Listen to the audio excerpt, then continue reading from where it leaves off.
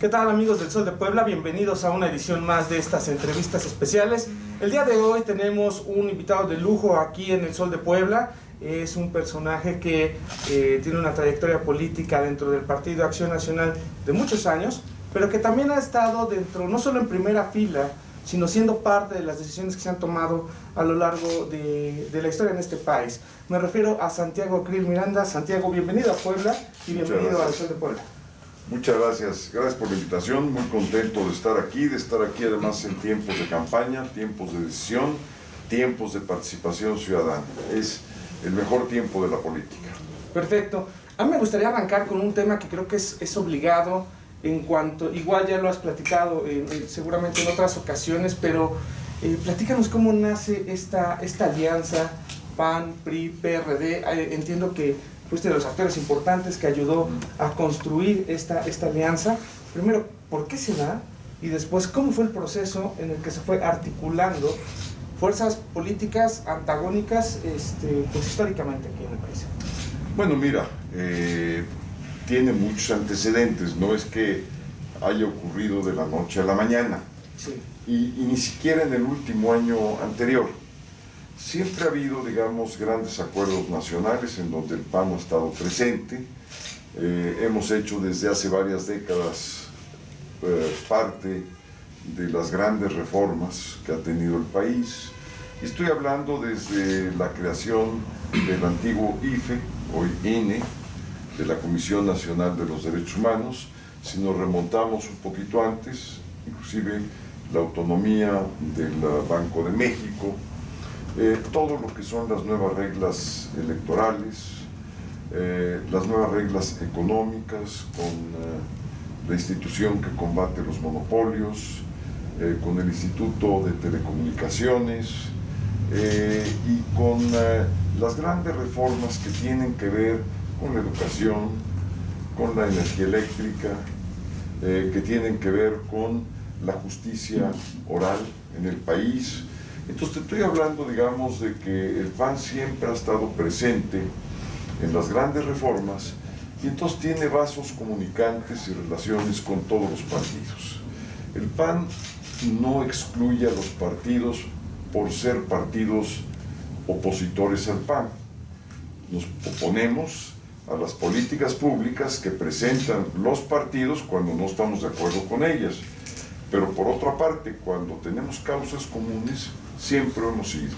¿Por qué? Porque el PAN tiene una idea muy clara de cuándo son los tiempos para competir, irnos a elecciones, cuándo son los tiempos para oponernos, ser opositores, y cuándo son los tiempos para poder coincidir. ¿Por qué?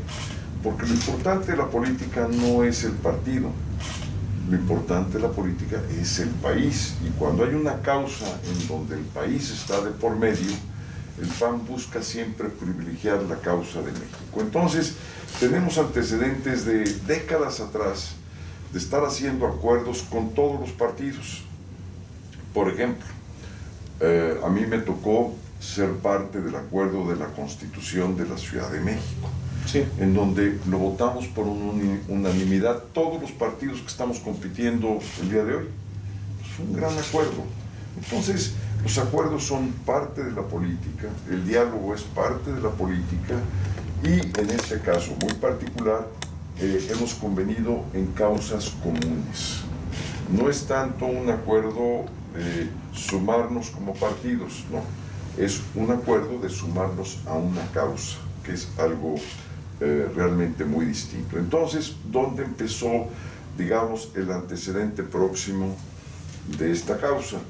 Empezó justamente en la Cámara de los Diputados y en la Cámara de Senadores, en donde naturalmente, ante todo lo que estaba haciendo este gobierno de Morena, se fueron formando los bloques opositores en cada una de las cámaras. Diputados, senadores, empezaron a ver, por ejemplo, que estos planes de austeridad no era otra cosa, sino de buscar sacar, digamos, los mayores recursos posibles, concentrarlos y generar una política de poder del presidente. Es decir, una política en donde el uso del recurso tenía un sesgo político. Inventaron los famosos servidores de la nación, los superdelegados, toda la estructura política, y nos empezamos a dar cuenta que realmente el proyecto del presidente López Obrador no era el proyecto social, no era el proyecto típico de un gobierno de izquierda, sino era un proyecto de poder, que es muy distinto. Y todo esto que venía haciendo, pues nos unió naturalmente.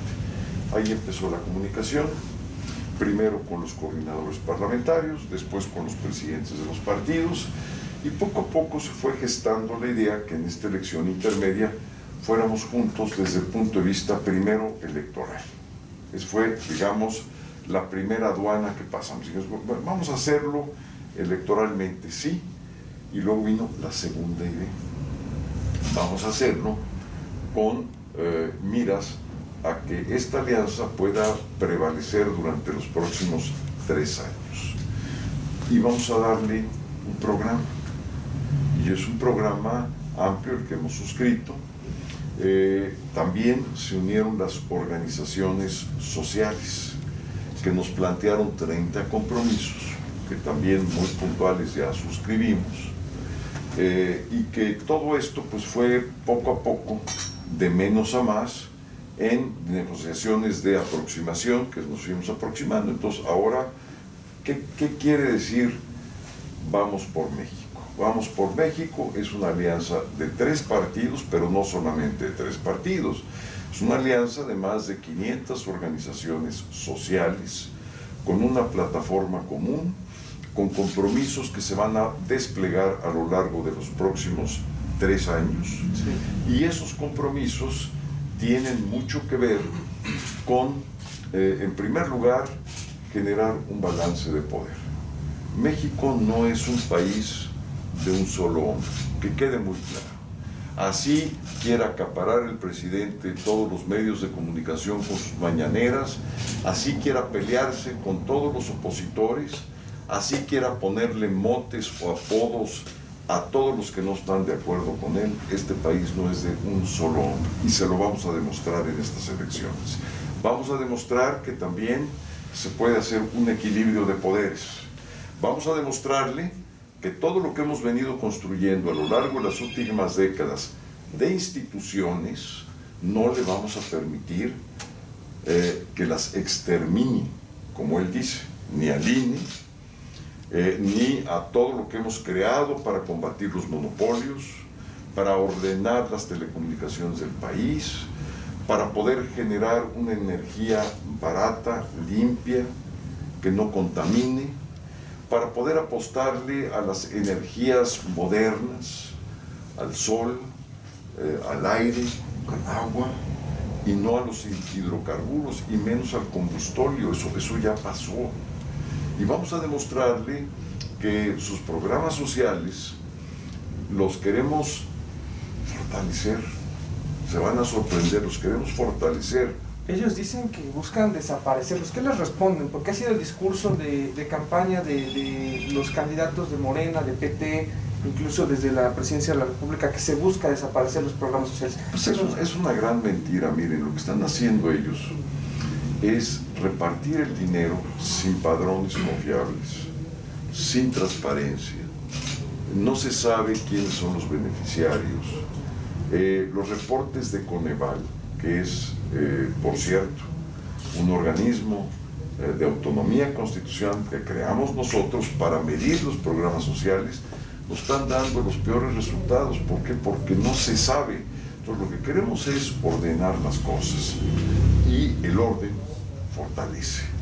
El orden genera productividad. En cada peso que podamos invertir en política social nos va a dar mayores dividendos. Claro, no quieren que sepa uno a dónde van esos dineros. Por ejemplo, el programa de jóvenes, pues los padrones, como son un desastre, hay muchos dineros que no se sabe ni siquiera dónde están, y son cientos de millones de pesos de lo que estamos hablando. Y también estamos ejerciendo, digamos, una labor de contrapeso, sobre todo, digamos, en lo que es la evaluación del gobierno. Nos dijo que querían cancelar un aeropuerto porque había mucha corrupción. No hay una sola demanda en contra de un constructor del aeropuerto. Pero no solamente eso. Los constructores del aeropuerto de Texcoco son los mismos constructores del Tren Maya. Ahí los ven. Sí. Son las mismas firmas, son los mismos personajes, son los más ricos de México. Ahí están siendo beneficiados. Y luego, cuando nos vamos al aeropuerto, vemos que costó 325,000 millones de pesos. Es más, la cancelación del aeropuerto de Texcoco costó más de lo que supuestamente va a costar el aeropuerto de Santa Lucía. Entonces, ¿qué pasó? Pagamos por un aeropuerto sin tener aeropuerto, vamos a construir otro aeropuerto que tiene fallas técnicas serias, ni siquiera tiene los certificados de aeronavegabilidad, y que pues es un absurdo, como es un absurdo hacer una rifa de un avión sin avión. O sea, son realmente tonterías. Morena no sabe gobernar. Morena nos ha, digamos, destrozado la economía. Tenemos una economía 8.5% más chica de la que teníamos hace 2 años. No solamente no ha crecido, se ha encogido la economía. ¿Y qué quiere decir en términos sencillos que se haya encogido la economía? Menos empleos. ¿Cuántos menos empleos tenemos? Más de 1.700.000 menos empleos al día de hoy. Pero lo que es realmente grave y que es increíble es que, siendo un gobierno que dice de izquierda y que su lema son primero los pobres, en este año de la pandemia han ingresado a la pobreza, y escuchen muy bien la cifra, 10 millones de personas que no están. 10 millones de mexicanos y mexicanas que han ingresado a la pobreza. Entonces tenemos un desastre desde el punto de vista de los objetivos de la economía y del desarrollo del país. Un desastre en términos de la política, un presidente que se dedica a dividir a los mexicanos. Miren, yo recuerdo que la época de los apodos, de los motes, pues era una época cuando tendríamos 6, 8 años en primaria, que le decíamos a alguno el pelón, el chaparro, el güero, así me decían a mí, por ejemplo, a otro le decíamos el borrego, bueno, pero éramos niños de primaria. Y que hoy en día sería bullying, ¿no? Bueno, hoy en día pues el presidente sabe lo que se dedica, el jefe del Estado mexicano, en vez de arreglar los problemas de la pobreza, del crecimiento económico, del fomento a las inversiones, se dedica todas las mañanas a ponerle apodos, que este es un fifí. Bueno, caray, pues eso para un niño de primaria está bien, hasta está simpático. Pero para un jefe de Estado, para el jefe del Estado mexicano, que se atreva a hacer una rifa de un avión sin avión, que se atreva a cancelar un aeropuerto por corrupción sin corruptos, que se atreva a hacer un aeropuerto en Santa Lucía con las fallas que tiene de entrada ese lugar para llevar a cabo ese aeropuerto. Y ya no digamos de la refinería. El presidente es una persona que está pasada de época. Hoy estamos ya viendo los coches eléctricos, estamos viendo cómo todos los países en Europa, en Estados Unidos y en Sudamérica utilizan las fuerzas de la naturaleza, el viento para producir energía, utilizan el sol. México es un país privilegiado en número de días de sol, nada más hay que ver lo que es el norte de nuestro país y el sur para poner nuestros paneles solares. Ya cada vez cuestan menos y son más eficaces que extraer el petróleo, y además lo que hace el presidente además es increíble, porque el negocio del petróleo no está en la refinería, está en la extracción. Sí. Cuesta un barril, más o menos un promedio de $17 su extracción, y si se vende a 60, pues hay una diferencia entre 17 y 60, que es una gran utilidad. En la refinería sale tablas. Sí. ¿Me explico? No es un buen negocio refinar hoy en día, y sobran refinerías en el mundo. Pero claro, él quiere pasar como un presidente que ayudó a su estado, es Tabasco, entonces hace una refinería en Tabasco. Entonces, lo primero que significa esta elección es que esta elección va a demostrar que el país no es de un solo hombre, de una sola persona, y que este país no es un país dividido por buenos y malos que se definen en una mañanera. No es un país que queremos romper todos los días la Constitución. Hay 20 acciones de inconstitucionalidad en la Suprema Corte de Justicia, que eso es lo que se está jugando con el transitorio que quieren pasar, que eso quede congelado. Es un país de leyes, de instituciones, y es un país que nos ha costado mucho trabajo construir. Ahora bien, entiendo perfectamente todos estos argumentos. Sin embargo, yo preguntaría, allá afuera hay dos Méxicos. Hay quien entiende perfectamente estos señalamientos, estas incongruencias, estos de repente observaciones que se ha hecho al gobierno federal. Sin embargo, hay otro México que incluso esos motes, esas mañaneras, se las siguen aplaudiendo al presidente. Ustedes como oposición, ¿cómo harán o cuál va a ser la estrategia para llegar pues también a esa gente que parece ser el voto duro de Morena, digamos los electores que ya están todavía muy casados con el proyecto de Andrés Manuel López Obrador, que han escuchado muchas veces estas observaciones y que de todas maneras están, digamos, por ese proyecto? ¿Cuál es el reto y cómo convencer a esos electores allá afuera? El presidente, después de su elección del 2018, empezó con una aprobación del 82%. Hoy está ya en los 50. Ha perdido 30 puntos. 30 puntos el presidente. Ahora, vamos a preguntarnos, ¿cuál fue el porcentaje de votación de Morena en el 2018? El porcentaje real, no el artificial con el cual llega a la Cámara, que ya demostró el tribunal que lo que hizo Morena fue una trampa en la repartición de los diputados plurinominales, y que hizo una trampa a través de sus partidos aliados que tramposamente se sobrerepresentaron. Morena tuvo en el 2018 38.7% de la votación, nada más. Es un mito que la gente se volcó a las urnas para pedir un cambio así. 38.7% es lo que sacó Morena. Por el partido nada más, digamos. ¿Perdón? Pero por el partido nada más. Por el partido. Con la coalición llegaron al 47%, y luego con las trampas del reparto de pluris llegaron al 60% de la Cámara. Ya no va a pasar eso. ¿Por qué? Porque el tribunal ya estableció que eso fue inconstitucional. Muy bien. Entonces, a ver, el presidente ya perdió cuando menos 30 puntos de popularidad.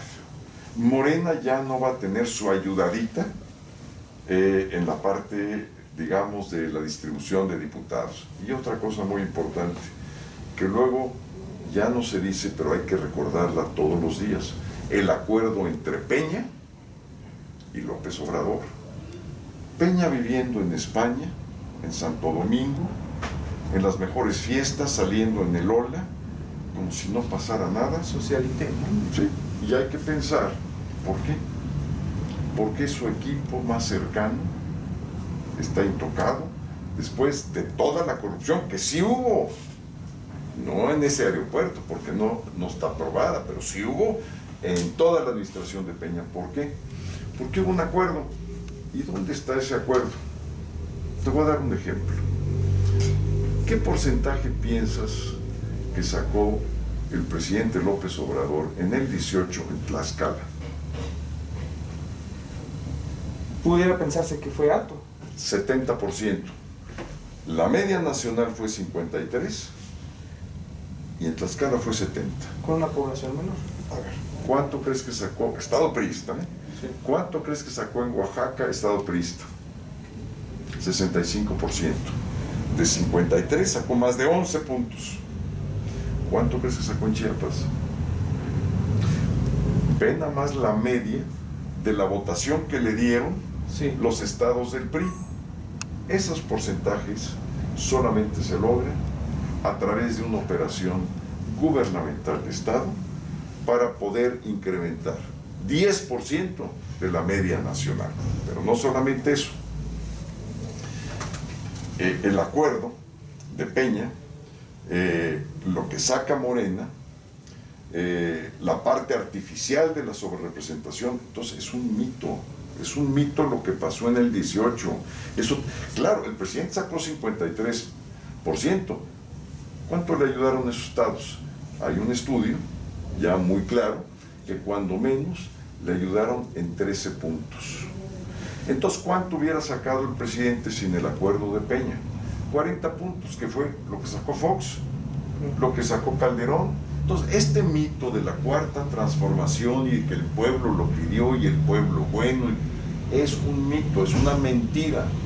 Y esta elección le vamos a probar, en primer lugar aquí en Puebla, de que es un mito, porque casi prácticamente nuestros distritos metropolitanos y parte de los distritos foráneos, fuera, digamos, de la metrópoli, de la grande metrópoli, de lo que significa, digamos, Puebla, pero ya ensanchada con todos los municipios metropolitanos que vamos a arrasar aquí, y en algunos de los distritos foráneos, le vamos a demostrar que lo que pasó en el 18 fue una mentira.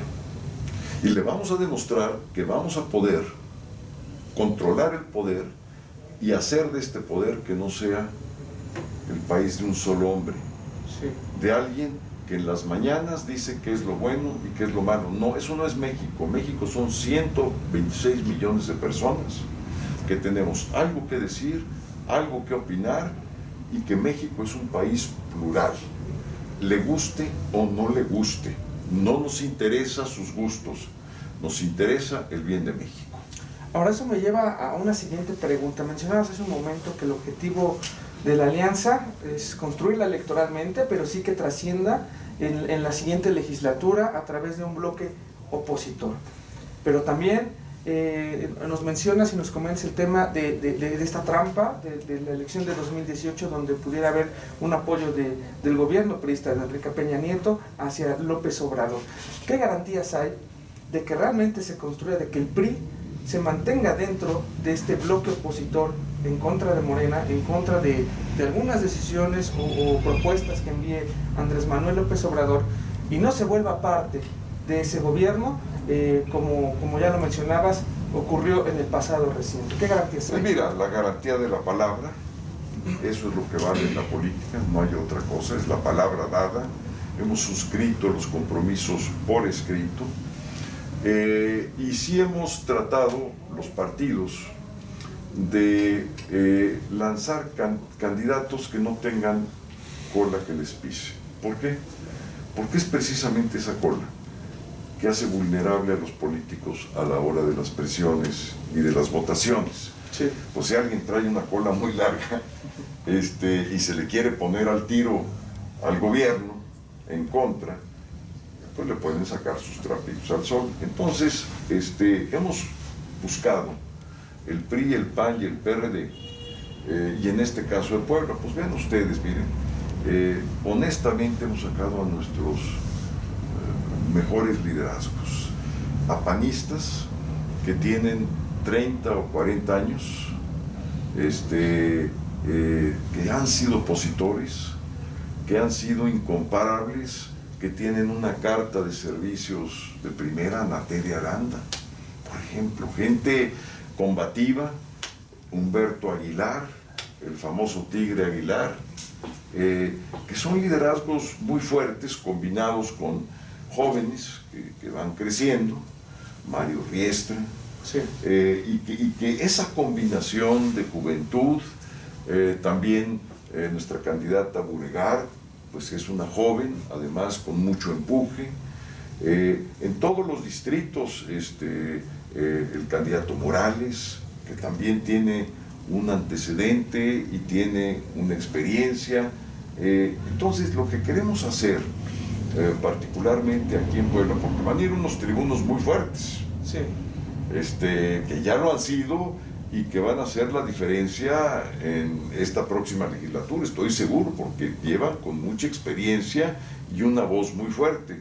Entonces, lo que queremos hacer es romper la mayoría de Morena. Es uno de los objetivos. Por supuesto, su mayoría constitucional está ya rota. Ya no hay manera, ya viendo las cifras, que puedan llegar a tener lo que tienen hoy. Romper la mayoría, generar un balance de poder. No queremos que le vaya mal al gobierno, que no se entienda mal, El PAN siempre ha estado por privilegiar México, pero lo que sí queremos es evitar los excesos y que este país sea el país de un solo hombre. Eso no va a volver a pasar. Ya pasó desde las épocas de Porfirio Díaz, desde las épocas que tuvimos gobiernos autoritarios durante 70 años, que era el país de un solo hombre. Ya se acabó eso. Ya estamos en el 2021, en la época del Internet, del Facebook, del Twitter, de Amazon, del Uber. Estamos ya en otro momento.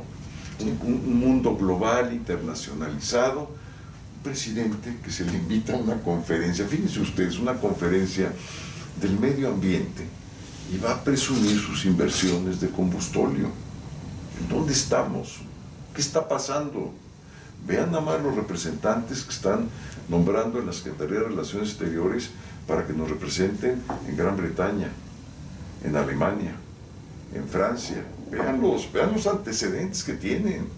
Yo no digo que en nuestra época no teníamos fallas y de cuando en cuando se iba un político a una embajada, pero eso está mal.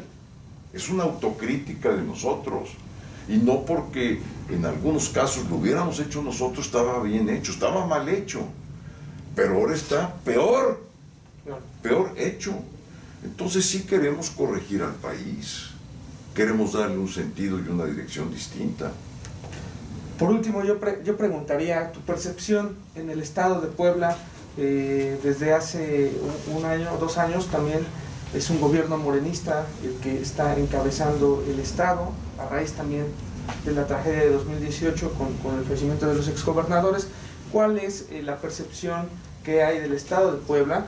Y platícanos un poco de la agenda que tendrás hoy con los candidatos. Mira, la percepción es muy clara. Vemos por las encuestas que hemos encuestado ya cada uno de los distritos en Puebla, y por supuesto de los municipios, es que los resultados van a ser muy favorables, muy favorables. Aquí en Puebla, capital, con Eduardo Rivera, los números son muy claros, que ya va, digamos, con una ventaja holgada. Eso nos va a ayudar mucho, porque esos votos van, digamos, también a reproducirse en las diputaciones locales y también en las federales. Entonces yo creo que más que yo te dé una opinión, es la gente, el elector poblano que vive aquí, porque pues, finalmente yo vivo en la Ciudad de México, son los que ya están dando una respuesta. No es que la vayan a dar el 6 de junio, es que ya en las propias encuestas estamos viendo cómo, por ejemplo, en un distrito, ahorita no te recuerdo cuál sea, fue donde más votación obtuvo Morena en la elección del 18. Pues es un distrito que ya Morena viene perdiendo con muchísimos votos. Y ya no decir los distritos de donde estaba un diputado innombrable, sí, por las acusaciones que trae en contra, ¿verdad? Pero yo no me meto, digamos, en esa política baja de las cañerías de la política. A mí no me gusta eso, pero una cosa que no me gusta y otra cosa que no sepa lo que está pasando, ¿verdad? Sí, que es una realidad, ¿no? Que es una realidad. Entonces, yo creo que iba a ser la mejor respuesta el 6 de junio. Lo que expresen los poblanos, pues es, y poblanas, pues es lo que es. Y yo lo que sí espero es que el grupo de diputados federales poblanos, porque yo voy al Congreso también, sí, pues sea un grupo consistente, congruente, honorable, de plena honestidad, de capacidad técnica, de trabajo, y que sean sobre todo opositores a todas estas tonterías que hemos venido viendo y que ha hecho el gobierno pues en estos ya casi 3 años, porque ya estamos entrados en tercer año. Sí. Siguen volteando a ver para atrás, pero pues es su tercer año, ya estamos entrados en el tercer año. Entonces estoy yo muy entusiasmado. He venido aquí a Puebla desde las épocas de Huejotzingo. Yo estuve en las manifestaciones de Huejotzingo con el problema de cuando gobernaba aquí ni más ni menos que Manuel Bartlett. Sí. Para nada más recordarlos también.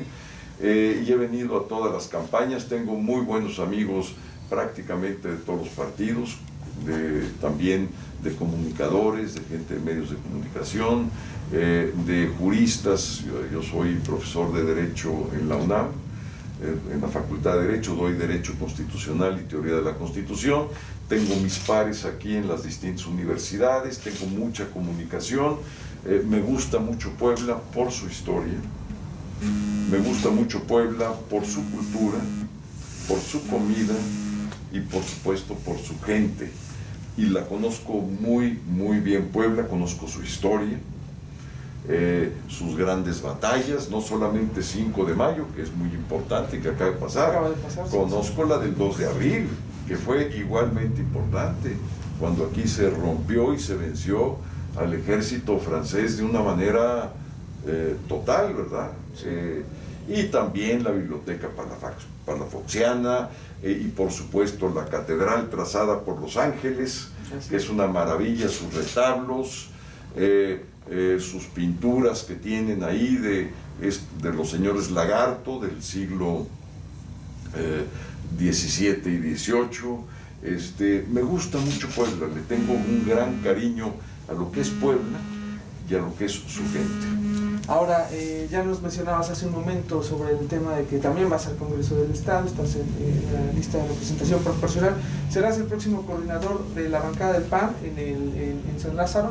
Mira, eso lo va a decidir el presidente del partido en consenso con lo que es el grupo. Y lo que yo te digo de antemano, lo que se decida, yo estaré, digamos, como un diputado más de mi grupo parlamentario, trabajando en pro de todo esto que te he platicado. Este es el pensamiento del PAN.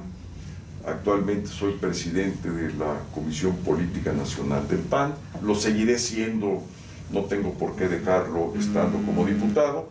Entonces, mi situación pues es una situación de dirigente nacional, estando como diputado adentro o afuera, y seguramente tendré muchas cosas que decir. Tendré mucho interés de participar en los debates de la Cámara y también tendré mucho interés, ese es el interés realmente por el cual voy a la Cámara, que México cambie de ruta, que México cambie de camino y que podamos entonces empezar los equilibrios políticos, la defensa de las instituciones, la defensa de la Constitución y la defensa del bienestar de nuestro país. Yo te agradezco mucho que hayas estado en Puebla y hayas estado con nosotros aquí en el Sol de Puebla, en el centro histórico de la ciudad. Y bueno, nos despedimos.